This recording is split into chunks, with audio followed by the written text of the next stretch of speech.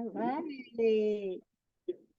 Going to let some people in here. So good to see everyone. Oh, I love our Tuesday mornings. Louise, hi, how are you? How are things in South Africa? All is good, thank you, Desi. How are you? Oh, fantastic. Fantastic. Had a wonderful weekend. It was drone safety day on Saturday, so weather's good. Hi, Sharon. I see Sharon. Alina, hi. So good to see everyone. All right, we have a note taker here. Luis, you have a note taker. Sorry, I keep forgetting to turn it off. I apologize. Don't accept it. Awesome, awesome. All right, Carolyn, good to see you as well. Awesome. Okay, so I'm going to let a few more people in, and looks like we have several people jumping in here. And I do have our spotlight speaker on his mobile phone right now, but we're having some not technical difficulties in any way, but traffic difficulties. So we're going to give it a few minutes before we'll be able to segue over to him. But that is actually a great opportunity. Kimberly, hi, how are you? Good to see you as well. So this is a fantastic opportunity to be able to share with each other, tell us where you're at in the industry, what's new, anything happening. And we had Drone Safety Day last weekend, so I know people were out doing things. So I'd love to hear from you. And we're about networking. So this gives us an opportunity to just do some networking right now. So I would love to hear your story. Carolyn, I see you are unmiked. So I am actually going to call out on you and just ask you to share your story. Well, I'm sad to report that MassDOT's Drone Safety Day, because of weather, got rained out, but we have Oh, rescheduled to May 10th. So if you're in the East Coast on May 10th, please come join us. I believe we're going through Eventbrite for the free tickets and lunch and whatnot. So we would love to have those that are in the area come join. And for my updates, I'm happy to say I have 13 new highway engineers that just started our online class yesterday. One person has already passed the first test, done 2 discussions, and I'm calling them Oceans 13 at the moment because I haven't come up with another anagram for them yet. Well, it'll probably stick at this point, right? Oh, I love it. I love it. Kimberly, how about you? I would love to hear from you and share maybe some of the updates that you have. Sure, sure. I don't have a whole lot of updates. We are working on a course where we bring an Embry-Riddle. We bring our students from around the world. Some of them have come internationally, but they come in to Daytona Beach, Florida for the residency. So we offer online courses, and then they come here this weekend from all over to be able to do their AUVSI top certification training. And then they're in their undergrad and grad courses. So some of them that I teach will get a chance to work on some of their Pix 4D projects. They all have different projects. They work on search and rescue, different scenarios, and then process their data, but they love it. So we do their checkout rides for level 1 and 2 the first day, and then the second day, if they want to get top 3 certified, they can. So it's always fun to meet the students because we work with them online all the time. And a lot of them are already in industry. But that's with me. So I've just been flying, trying to make sure get our inventory set up so that all the aircrafts are ready for them to look at, experience. And we have some new ones. The students, a lot of them come with their Evo 2s, but they really have a chance this weekend to try all different kinds of aircrafts. So a lot of them like the Matrice 350. We've got the Enterprise out there, the Mavic, a lot of different ones. So they have fun with it. Oh, what a great opportunity. Like you said, when you're doing things online, to have that opportunity to actually meet in person. Absolutely. And being online is great. So I love everybody being here and we're able to share. But yeah, in person just makes a difference. Oh, yeah. And there's so much they learn being able to fly here in Daytona Beach too, because you've got such a diverse shared airspace of where we're flying. So they're learning about how to, when anytime they're sharing that airspace, what it looks like for Lance authorizations. We actually have opportunities. Some of them go up and take a tour of the ATC tower when they come here, just to be able to kind of see who the people are there, you know, understand more of the safety behind flying rather than just flying the different aircrafts. So it's neat. I love that. I love that. Okay, I have to ask, Carolyn, when you were in my class, did you do the tour of the tower? Yes, we went to What Carlsbad and Okay. Coronado. Yeah, I mean, Yeah, it's neat to look and see who is actually answering, you know, who is approving these Lance authorizations, you know, what's it look like behind everything. So yeah. yeah. And yeah, just the whole behind the scenes, seeing that process.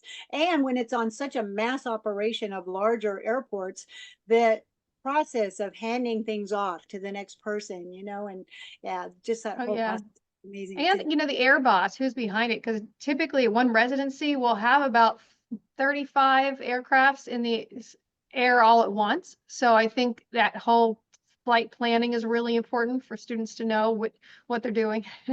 Yeah, Yes, excellent. Awesome. Well, thank you for sharing that. absolutely. Awesome. Does anybody else have a story to share or maybe something from the event that they went to? I think I even see Tawny Smith on here. Do you want to share it all? I don't actually see you, Tawny, so you might just be in listen mode. I get it. Um, but if you want to share a little bit about your event. Also, I encourage you to take an opportunity to put your information into our chat. This is how we network. This is how we connect. We literally, I can say we are global today. We have South Africa even sharing here today. There we go. All right. So I got from Tani, she says she's here, but having some difficulties. Awesome. All right. Well, I know everyone is here because of the spotlight speaker. And it looks like we may be getting close. Again, I apologize because, you know, if you're at all in Southern California, you know there's traffic, right? So Johnny left early, tried to get ahead of the game, still ended up in traffic. And I'm thinking, Johnny, are you ready? He is ready. We got thumbs up here. I love it. All right. So I'm going to let a couple more people in. We have our guest speaker here with us. I will make him spotlight for everyone and we'll make him co-host. So we have with us Johnny Keeler, and I'm super excited to have him here today. He's going to be sharing with us about what he's doing as far as pre-flight planning, the safety side of things, and he is got an amazing title. I love this. So he is the test pilot and he does work for Modal AI.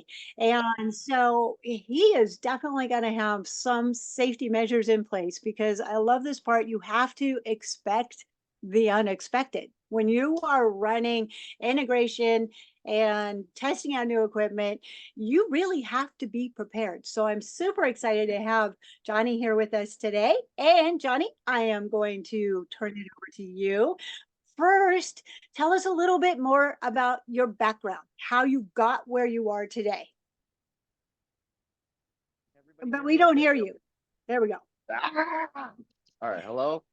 Hold on. We hear you now. We don't see them.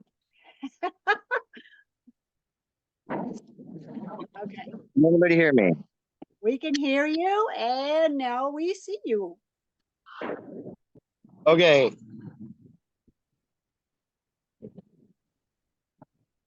Okay, so hello everybody. Pleasure to meet everyone. I'm a poor soul. That has struggled to kind of just like everyone else trying to find their place in life and happiness and all that stuff.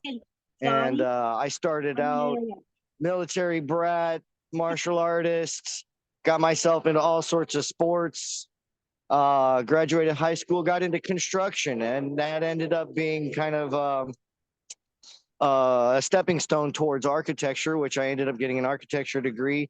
And, part of the requirements, architecture, learning how to use a computer. So I took that even further, went to become a VFX compositor, worked in a couple production houses. And one opportunity, I got to go out to the field while filming a short film. Someone brought out a drone. And for a couple hours, 1 second. I forgot what my job was. I was fascinated with this. I think it was a Phantom 3 that they brought out, and we used it for part of the showcase. But I kept getting in trouble because I kept, stepping to the side and looking at the drone and stuff. Well, after I got my degree, I came home with the goal of getting my own drone, which I did. And I flew it around the house, learned how to take pictures and do all the usual stuff on my own time. Eventually, COVID hit, and everything came to the standstill, as everybody knows. And I'm a restless type. I've got to do something like all the time. I can't. Yeah, we're getting sit still. nauseous, Johnny, watching you. I'm sorry, dear. Oh, I'm so sorry. I'm I can't. I was trying to get you to stop for a sec. So we aren't seeing you. There we go. That's better. There. All we can see is the side of you. Okay. Sorry. Hold on. We don't see anything yet. I'm sorry. All we're seeing is the bridge. We're doing a bridge. Please stop inspection. moving. Please. Okay. I'll try to stop moving. Okay. So where was I? Oh, COVID hit, and I was still flying my drone on my own personal time. One of my friends ended up showing me an ad in the paper. Maricosta College was hosting a class to learn how to fly a drone. So I enrolled in the class, and that's where I met Desi for the first time. And I still remember the first day I met her, she had an Inspire 2 sitting right on the desk, and I had to have one. So, side note, I bought one a little bit later. But Desi and Mark took me through the course. They trained me how to become a 107 pilot and told me that I could use it to make a living and whatnot, which was a real surprise because that was one of the unexpected things about the course. Got the license, and I aspired to create my own drone business, which it turns out I'm more techie and not business management-y. So I like messing with stuff with my hands and using my brains, but when it comes to marketing myself, I probably couldn't sell air conditioners to Eskimos. So that's going to be a real tough sell there. So needless to say, I go back to construction, and while I'm there, one of my friends tells me, hey, there's an opportunity with this company. They're looking for a test pilot. It's down here in San Diego. I applied. I basically presented myself to them and told them, my experience and basically everything I just told everybody there. And then when they reached out to the school, they said, yeah, Johnny's I think they said I was a fireball. I think that's the word that still kind of hangs in the air. In any case, they took a chance on me, and I'm really thankful. This is where I owe Desi 1,000 thanks of gratitude, because without her training, without that opportunity, I wouldn't have the job now. It's really changed my life. And now I've been doing this for over 3 years. We just had my 3rd year anniversary here at the company, and I really love what I do. It's kind of complicated, and a lot of people don't want to touch my job because of the hazards involved, the anxiety it brings. And I don't know, is there anything else I could probably add before? Well, I got to stop moving around. Anything I can add before I kind of start my little impromptu presentation? I'm going to be shooting from the hip a little bit here. Well, obviously. So a couple things that I'd like to ask Johnny is if you could stop moving, and we actually are not seeing all of you.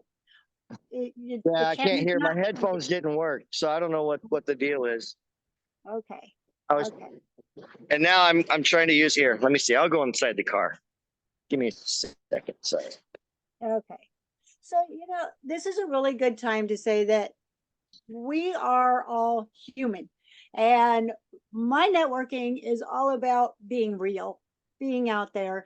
And everyone in the drone industry knows you get thrown a curveball and you just go with it, right? And so this is exactly what happened. And so Johnny had planned to be in the studio where he works, and Southern California traffic got in the way. So Yeah, so it left for very little prep time. I actually grabbed a whole bunch of videos that I really wanted to share, but because of the situation, it's busy inside, so it wouldn't have been good. My spot, my desk is right next to the flight cage.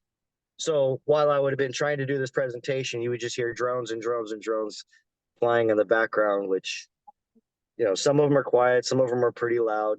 But there's constant flights happening all the time, which, by the way, Desi, just so you know, I did a recent update on my flight log, and I am very close to 500 hours since nice. since the start of 107. Nice, nice. So Johnny, tell Yeah. us a little bit about your pre-flight planning. So when you are testing equipment, you have to have a lot of safety and you have to go through your checklist and such like that. Tell us a little bit about that workflow. So I guess that's where that's where a little bit of the anxiety comes from, is because most people who have a drone, who own a drone, who use it to, make a living for themselves and whatnot, quite reliable. You buy it, it works as intended out of the package. Whereas mine, the company will hand me a drone, and I'm basically the bottleneck between hardware and the software team. So they're constantly throwing some kind of new piece of hardware that the software team has thrown a new package on, and they want me to go through my checks and make sure it works right. And I got to tell you, there has been days where at zero throttle, when I arm the drone, the the motors would just crank up and it would go 60, 80 miles an hour straight into the ceiling. Just bam, smash, and there would be debris, parts everywhere. You just never know. It happens so fast. So I say there's a blessing for everybody who owns a nice, stable commercial drone that you've bought off the shelf, is that it's reliable, it's tested, and it's true. Mine, on the other hand, man, I don't know what happens sometimes. Like just I'll turn it on and then it'll just start rolling right, and I got to catch it, the different flight modes. So when I go through the systems, I basically every day, it's practice. I go through the systems top to bottom, start looking at the hardware. I make sure that I don't have any broken or chipped props. Broken and chipped props decrease the flight time performance or flight time life, because the motor has to work maybe a little bit harder or something, creating more resistance. Or if you have a broken prop, now the motors have to spin harder to maintain a level altitude for whatever you're trying to do. So any kind of damaged props really reduce performance, by seconds, sometimes minutes, just depending on how severe. So that's just the prop ends. If you have a chance to get nice, shiny new prop ones, go for it, please. It's worth it. Then there's the motors. I spin every motor by hand, making sure that there's no debris, that there's nothing inside the motors that will hinder its performance as well. Anybody that knows that has gotten one grain of sand stuck in your motor, it really causes havoc on that drone overall. And to share a point, like, one grain of sand doesn't sound like much, but if you think about what one grain of sand would do to your cylinder in an engine, it will sandpaper it for as long as you're driving it, and it'll just reach to a point of critical failure. The copper wires on your motors that's wrapped around the stators, they have it. I mean, even though it is a copper wire, there's a tiny, tiny protective coat around the copper wire, and it's thinner than a strand of hair. And if you think that one grain of sand ain't going to be a problem, well, one grain of sand will slice through that protective coat. And if two copper wires arc wrong, you're going to end up with a motor burnout. So spin your motors freely by hand and just make sure that there's nothing in there that's going to inhibit its performance to perform the way it was intended. And anybody who's ever tried to blow, use a blower or a vacuum to get one grain of sand out, it's not worth it. You spend so much time just trying to get rid of one thing. And, you're really taking a chance if you just go, screw it, I'm going to fly my drone anyway. Well, that's potential hazard in the air. And at any point, if that motor decides to arc, your drone's going to fall out of the sky. The next thing I basically check, I bend the frame, make sure everything's nice and firm, that there's no loose nuts. I twist and turn almost everything. I make sure that everything that's supposed to move moves, everything that's not supposed to move doesn't move. I go through the cameras. I make sure that all the cameras are clean. If I have to get the wipes or just a nice lint-free cloth, I will clean those, because for one, camera image quality, for any photographers that's going out there looking for high quality images, you get one piece of lint right there in the middle of your screen and you overlooked it. Well, now you've got all these beautiful shots with one piece of lint right in the middle of your snapshot, and I'm sure that doesn't sell well. On the camera and sensor sides, you got to make sure that those are free of obstructions and that the camera lenses are free, because for like our drones, our cameras don't use, well, the drones that I test don't use GPS. It uses camera vision system for stable position holds. So if the cameras are dirty, then it's picking up foreign objects and it's basically tracking the wrong things. And then you end up with broken visual inertial odometry, and then it just flies off, or it'll roll away. It'll just think it's somewhere else. So if you clean those lenses, make sure that they're pristine. You can even, sometimes with some systems, you're able to go into the system and check the camera quality so that you can make sure that what you're looking at, or what the drone is looking at, is the way it's supposed to be when you go out and fly. Plus, I mean, overall, having clean lenses and all that stuff to do the job. Some of you people go out there to do construction photography. Those images need to be as pristine as possible so that you can run them through Pix 4D or whatever modeling program, and it can render you the best images possible. You don't have like this foreign pixel that's way out here because of a dirty lens. Let me see here. Is there any question? Am I missing anything here? You know what? So actually in our chat, we have some conversation going about keeping your lenses clean and such like that. And I asked actually a question if anybody's found any spots or anything like that on the footage. And so Tani just had mentioned, yes, found bees in my footage. Yeah. So Tani, there you go. Some good B-roll. But then Audrey asked about any recommendations for how to clean the equipment other than canned air. The compressed air obviously is not always the best choice. So do you have a recommendation for cleaning the lenses and such? Soft cloth type of thing?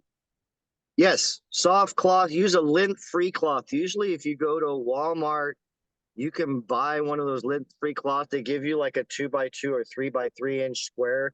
The important thing is that when you wipe it, it doesn't leave any trace filaments of fabric on the thing. A shop rag, garage rag is another good one too, but it's really coarse. If you go get the ones for like the eyeglasses, that's better because it's a nice, smooth, doesn't scratch the lens, which is also really important. But then you just go there and you clean it off. Don't use anything like paper towels. Try to stay away from paper towels or anything that's gonna leave streaks and spots and stuff. That's what I'm saying. Like if for anybody who has a pair of glasses has that lint-free cloth that you can use to clean stuff, that's like the best stuff. And I have one in my bag all the time, which by the way, when it comes to gear and stuff, that's another thing. You just might want to have like this tiny little pack. care if it's a Tupperware or a little, like a, I don't know, World of Warcraft cloth bag that you just drop stuff into. But you got to make sure that you have those things that, like, if you're out there in the field and every once in a while, like I love flying the drones FPV style. So I will go through trees, branches, bushes. I'll fly low right across the top of the grass sometimes because it's amazing. But every once in a while, I'll get like grass juice or some kind of weed or burr stuck on the lens, and it'll just be stuck there. And I got to bring that back. And how annoying is it when you land the drone and you're just like, all I got to do is clean the lens, and I got nothing. And for those of you who, take a dabble of spit, put it on your shirt, and wipe the lens, shame on you. Shame on you. That's gross. Don't do that. So, but still have your, like, everybody who's ever done all their prep at home and then they just leave with just a drone and the battery knows that every once in a while something happens. You got to change a prop. You got to have a screwdriver. You got to have, certain things out there in the field. So that's another thing. So spare props, bring in a cloth, screwdrivers, tweezers. Have yourself a field kit for just in case. So also we have another comment in our chat that I am a big fan of using a landing pad when you're out in the field, and that'll reduce that sand from kicking up into the motors of your drone as well. That's actually a pinpoint further down my list. Yes. Yeah. So because then the next because then the next thing that you're depending on is batteries. And batteries is, I mean, for all of us, every one of us, it's super, super important. Which, by the way, side note, I don't know. I don't think Jim joined us today, didn't he? He had a little incident. Right. Yes. Yeah, I think his tool, his workshop caught on fire. I guess he had a battery fire in his workshop. So that's the thing. And myself included, I've had batteries on the charger burst. And it's from poor care or just too many cycles. To my shame, I have crashed a drone and still use that battery. And that's not good practice. That's a practice I've kind of abandoned. But basically, you want to make sure that battery, obviously fits in its slot. It's not out of shape. It's not cracked and torn. That all the leads and connectors are, they're holding strong. You also want to get, in touch with a good e-waste company. Most e-waste companies, if you're just trying to get rid of, say, 1 or 2 batteries, and you just walk through their door, they'll just take it. It's too small, too much work for just one little battery. But if you go in there and you drop, 20, 30 batteries like I've done, they'll charge you like, God, it's really expensive. I think it was like $5 to dump all the batteries. So, yeah, so make sure you have a way of, make sure you have a supply chain so that you can you have enough batteries to get the job done. And that before you plug in the battery to the drone, make sure that it's, the condition of it, the health. Try to keep an eye on how many cycles. After about 100 cycles, you'll start noticing shorter flight times because they just can't hold to capacity. There's a phenomenon that happens when you plug and unplug the battery, and it loses like 1/1,000,000th of its percentage of ability to hold. So after you've done it like thousands of times with different batteries, they're just not as strong as they used to be. So making sure that you try to keep track of the cycles is important. What do you do? What do you do if you fire on the drone and it's not connecting to the transmitter? That's actually a fail-safe of ours. We when I check and make sure that it does connect, there's also a feature in there where if the RC disconnects from the drone does not detect a transmitter signal that it will land or disarm dead reckon. So basically, if I'm flying and let's say I didn't charge the transmitter for some reason, which would be really irresponsible of me, but now the transmitter died. I got nothing on the screen. The drone is still in the air. That could be a real concern for everybody. Now, everybody's going to have a slightly different plan. For ours, we have a fail-safe. After 3 seconds, it doesn't detect a transmitter. It just lands straight down, which is, I mean, it's good and it's bad because one, you recover the drone. I know that if I don't have a transmitter signal, it's going to land. The thing is, I don't know where it's going to land.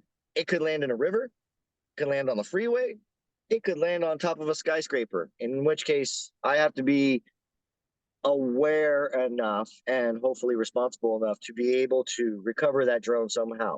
I have flown a drone high up into a tree where you couldn't get to it with any kind of a ladder. I've climbed up into it. I was like 50, 60 feet in the air, still couldn't find the drone after days, called the city for help. They didn't want to bring out a boom lift or anything to help me to find it. It took me 3 days to find this drone. And it's because, well, I lost transmitter signal and it just coasted right into a tree. So, but that also brings me to another thing. Like, that's why for me, it's important. Like while it's on the ground, there's 2 checks that I do before I even launch the drone. And one is I make sure that I can arm and disarm. Real simple check. Just turn it on, turn it off. Make sure I can do that.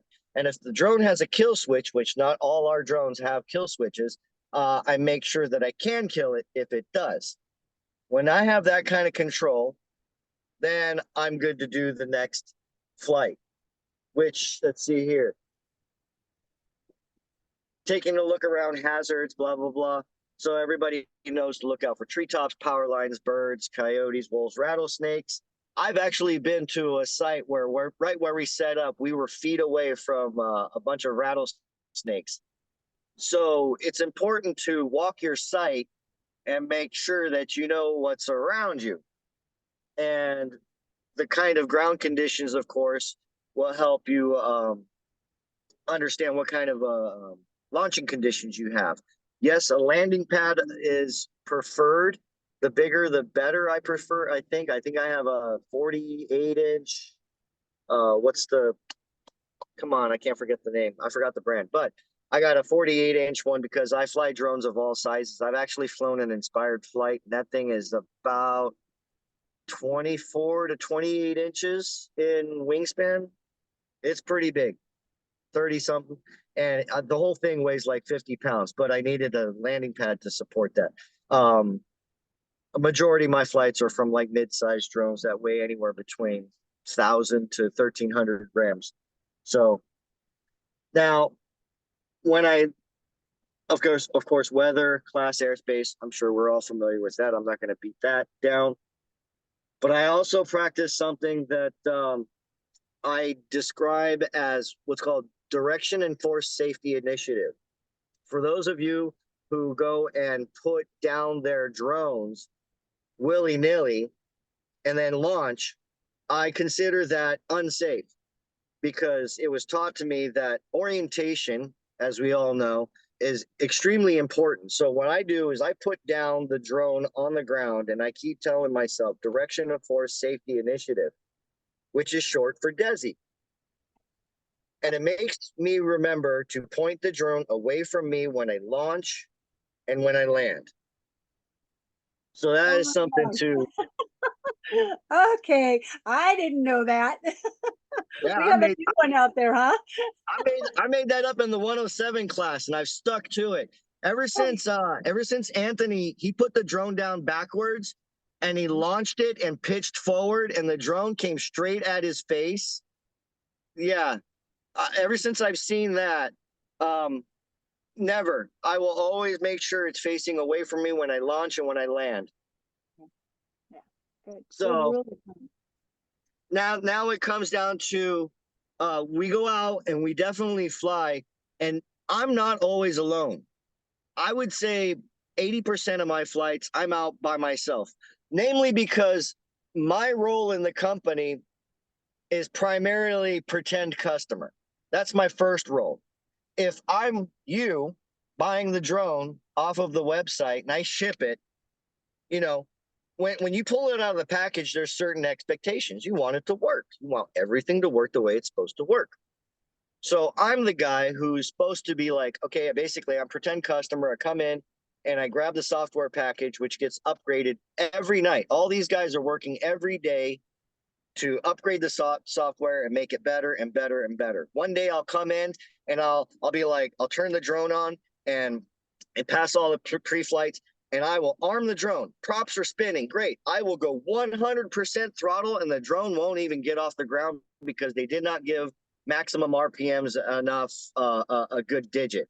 So then we got to climb into the hood and we got to go find the PID tunings. And then we go, okay, maximum RPM for, manual mode, set it from 12,000 to 24,000. And now we can launch the drone. So, which PID tuning is not something that a lot of people would need to do unless you get into like FPV flying, or if you have a business that requires you to build. And then once you get to a certain point, you got to tune the drone. I mean, your car engine is the same thing. People just throw all these parts together, but then it gets into the hands of someone who knows how to really tune the motor so that the timing is right, the airflow is happening, the right amount of electricity is going, that the engine is working according to design so that when it gets into your hands, you're happy. Well, every day I'm an unhappy customer because I have that love-hate relationship with the hardware and software team. They'll come out, they'll be like, hey, you know what? We got this new software thing and it's supposed to track, 3 franostats a frame and it's going to do this. And then I'll take it. They worked on it for like 2 weeks. I'll bring it to my flight cage. I'll get it up in the air and I'll go back to them 10 minutes later and go, it don't work. And then they go, Gah! And then they get all mad. But that's the progress. I sit there and I tell them it doesn't work. And then they tell me how it worked. And then they go and they make their little tweaks. They change numbers. They change the code. And then 2-3 days later, I'm going, okay, this is starting to feel good. It's in the air. It's doing what it's supposed to, but it's toilet bowling in the air or something. And then the guys will be like, oh, we can fix that, And then it comes to the hardware systems. These guys, they keep taking my drone and they'll take, the camera lens that's on there, and then they replace it with something that's new. They're like, this is a new camera lens, higher resolution, smaller, power requirements, it fits in the spots. And then now I got to test all that. So I'm constantly keeping track of hardware changes and software changes. And it's mind numbing across multiple drones even. So sometimes it even gets confusing, but the emphasis is still the same. I'm the pretend customer. And until I'm happy, it doesn't hit the shelves. So by the time it does hit the shelves, you guys have, a dependable drone. And it's being used by tons of companies like, well, Brink. They're there. If anybody's ever looked up the company Brink, Ascend, God, I can't even think of all the even Amazon, Nokia. God, the list goes on. I mean, we've got tons and tons of people who are actually using our voxels. And the original idea behind the company was actually just to make the flight boards and whatnots. And these guys came from Qualcomm, so they're really, really smart. They know how to make PCB boards and throw the components on there and make it look. They literally have a computer on a board this size. Oh, I think he's getting out of the car to go get it. There, hold on. Don't forget, there's an NDA on stuff. Well, Just no, click- this one's okay because this is actually what we market on the internet. This Oh, turn it a is little the bit. There voxel we go, 2. that's good. Head up. There we go. Mm. So this is the voxel 2. This is as strong, if not as stronger than your cell phone. And this chip right here is what's in your computer, in your cell phone. If anybody's got like a Galaxy or Samsung.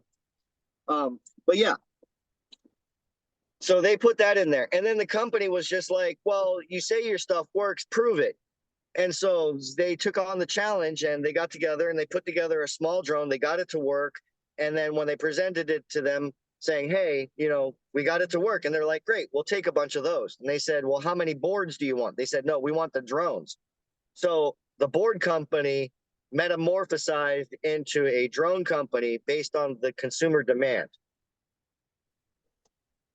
I hope I said that right. Awesome.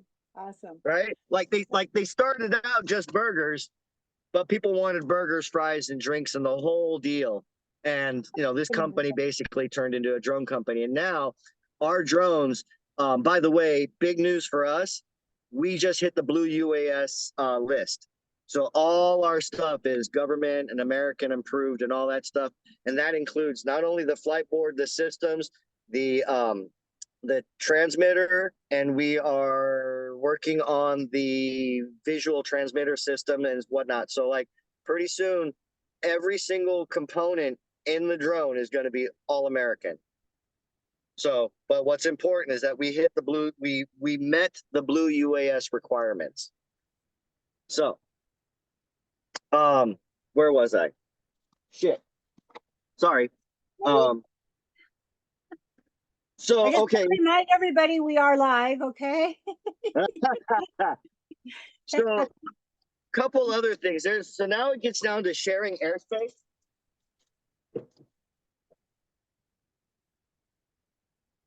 Oh, he's back at the door. You know, I'm sure he can't hear this, but while he's grabbing up more stuff, the one thing that I want to say, so Johnny, before we kind of move on, I want to point out one thing that you touched on, and I want to circle back to it a little bit more. You know, as far as that safety settings and the parameters, when you Yes. get your drone, it's really important that you go through the software and learn your drone. And you had mentioned that, you know, what is your drone going to do? When it loses that connection, there's so many options in there that it can do. And you have that confidence in knowing, I know what my drone is going to do. I asked it to hover. I've asked it to return to home. I've asked it to land. And you can program that part. Same with the return to home. You would program it to say, okay, I'm going to come back at this elevation. So getting to know your drone. For you, Johnny, every day is a different day. You may have some of those familiar things on a drone, but they hand you a different drone every day. So being prepared for that, you have to take into account what if scenarios every day. So Yep. kudos. So I just wanted to circle back to that because it's such an important key, knowing that, you know, just taking into account what happens. Not every day is the same. There's a big, huge difference between knowing what you want it to do, what you need to do, versus a real-time, real-world problem where what do you do? I mean, I'm pretty sure everybody in this room has some kind of a plan if their car breaks down. You know what I mean? If you're out there on the road, you get a flat tire, I know what to do. Uh-oh, car's dying. I know what to do. You know what I mean? I got AAA. I got parts. I've got things. I've got tools. Some people are self-sufficient. So the drone thing is really no different. I mean, it's still a vehicle. It still requires your care, your love. You got to go through it and just make sure, hey, are you healthy? Are you good enough to fly today? I wanted, you know, in the beginning with this company, I wanted to fly every drone every day, and I just wanted to impress them. And if there was something wrong with the drone, I still tried to fly it. No. When there's something wrong with a drone, when I'm going through the system checks alone and it says, hey, yeah, everything's working, but the camera server and the feature tracker. Well, there's no point flying because everybody can fly a drone in manual mode. That's, you know, basically an AI featureless thing. Altitude holds altitude, but position holds X, Y, and Z. And without, say, feature tracker and camera server working together in tandem, it's not going to work. There's no point in testing position hold. I'm just going to basically take the drone for a joyride. Now, you would be the same thing. If you tried to drive down the road and for some reason your car kept braking every 50 feet, how many people are going to try and keep going to work or get their task done? No, you're going to stop and you're going to try and figure it out right then and there, how bad the situation is. Can it be remedied, or do I need to take extreme measures? So for those situations, you got to make sure, as undesirable as it is, you got to have a plan B. And my list has grown considerably over the years. I've got plans and plans and plans. Now, I can also tell you, it'll do you no good to have a plan and take no steps to implement it. It's like, what's that saying? Knowledge is worthless without application. So in one sense, after I crashed the drone enough times and I spent hours looking for drones, I finally went and invested $10, well, $20 for two. This little guy right here saves you hours and hours of looking for a drone. Great. I just dropped it in my car. I don't know where it is. Okay, so if you go out, you're going to fly some long range stuff. You know, I mean, if you're standing in front of a building, I'm pretty sure you're going to be okay, but it still wouldn't hurt to have a plan B. So two things. Okay, here we go. All right, so remote ID module, crash buzzer. I strap both these onto the drones every day. This one broadcasts my legal requirements, as everybody already knows. We've already beat remote ID, to death. Okay, so here's my remote ID module. I strap this on there. I make sure it's charged. I make sure it's broadcasting before I fly. I actually go out and I check the app on my phone. If I see my signal, I'm 0.1 meters away, I'm good to go. This has got like a 5-kilometer signal range. So this lets other pilots know that's not flying with my team, that I'm flying in the area. So then, but even if you crash with a remote ID module, this is only going to get you so close. And I say that because I flew one drone into a tree and it got me to the tree, but I couldn't find the drone. It was this little guy that was making all sorts of noise. It was just going beep, beep, beep, beep, beep, and I could just zero right in on it. And without this, hours, days. It's not fun. You want one of these. Now, side note, when you install these on the drones, don't put it on top of the GPS. Oh boy. I'll let you guess why. Yeah, placement is very important. Yeah, very important, because nothing's worse than losing your investment. You want to, you guys, some of you guys spend $250 on a drone and it's FPV and it's just for fun, whatever. But I don't know too many people that's willing to just walk away from a drone they spent 5, 6, 10 grand on, and they're just like, crash, whatever, and just walk away. They're gonna start hiring hound dogs. You start calling all your friends. You start ranking up a beer bill, and you just start going, everybody, I gotta find this drone. If you lost your car in a jungle, you would try to find it, wouldn't you? So this guy right here, crash buzzer. It's so cheap. It's worth it. When it's in the water, it's still big crocodile tears, though. Yeah. Yeah, Sheila knows that one. Yeah. I've had 2 different friends drop their drones in the drink, and we just sat there and watched it, and we're like, even if we recovered it, it's garbage. The important thing to remember, though, is that you really should try to make an attempt to get the drone out of the water because of the components. And most importantly, that battery is just going to be sitting in the water. And for myself personally, I'm an animal lover. I've rescued everything from snakes, tortoises, cats, squirrels, you name it. You know, fish. I know they're just fish, but we eat fish. I don't want one with lipo on it or lithium ion or whatever. I don't imagine it's good. But making sure you share airspace, like I've gone to so many places where I have to fly with other people, and more often than not, it turns into a lot of fun when you introduce yourself as a fellow hobbyist, or if you're working. You know, most of these people, they bring their drones and their fixed wings out there, and they're out there to have a good time, you know. And you go out there and they want to see what you got. You want to see what they got. It's kind of like that. It's a small brotherhood, but you got to go out there and you just got to give everybody that respect. Hey, I'm launching. I'm going to fly over there. All right, cool. I'm coming in. And so you give them the space, communication. I've emphasized that very, very, very much with all my people, especially when we're flying. Like if we're trying to do 2-position hover holds, we make sure we're 2 separate spots, even 15, 20 feet difference in elevation for any reason. I don't know why, but it just feels safe to me to have them at different altitudes. Motor cutouts. For anybody who's ever experienced the motor cutout while the drone is flying, that's fun. I've had them drop from like 150 feet, just flying, and then it just decides to turn off and it comes crashing down.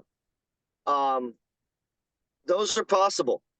That's when you have a critical failure. It's either hardware or something went really, really bad in the software. Either way, if you're not familiar with getting underneath the hood, or you have a hardware software team that's available who can look at if you can recover the logs, you can find out what the problem is, or you just try to recreate the problem, which is even harder than experiencing the problem. You can recreate the problem, then you have an ability, you've given the hardware and software team the ability to solve the problem. But if it's just like this one-time phantom weird anomaly where your motor's cut out and you lost a drone, well, that's not helpful to us. But as a warning to other pilots, that can happen. What if your batteries aren't measuring correctly and you're flying at 16 volts instead of 18, and all of a sudden the drone just says, I give up? You got to make sure, you're flying in safe airspace where if that happens, your drone is recoverable. Hopefully not over somebody's pool or yard or on the freeway. Honey, I'm going to let you know that it is, we are already at 9:52. Oh my gosh. I know. Yeah. Conversation is going great. So then let me just hit a couple things real quick. Dealing with angry people, I've had them. It's easy to just kind of like turn that back on them. But I found that all the situation dissolves immediately as soon as you just respond to them in a calm, cool voice. I've had people go, hey, do you have a permit to fly here? And I'll be like, yes, sir. It's Class G airspace. I have permission to fly. Thank you.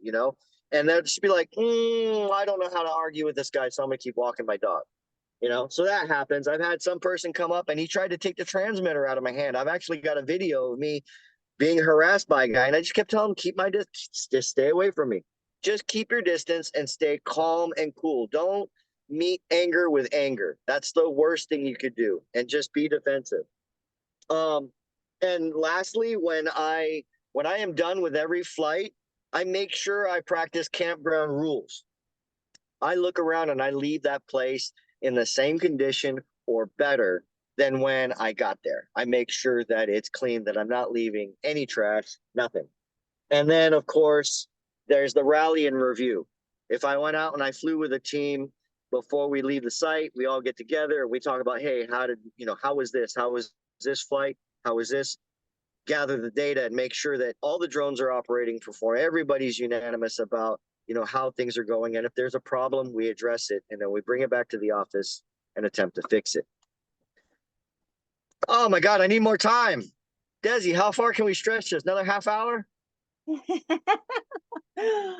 I'm sorry, but we have wound up and this is it.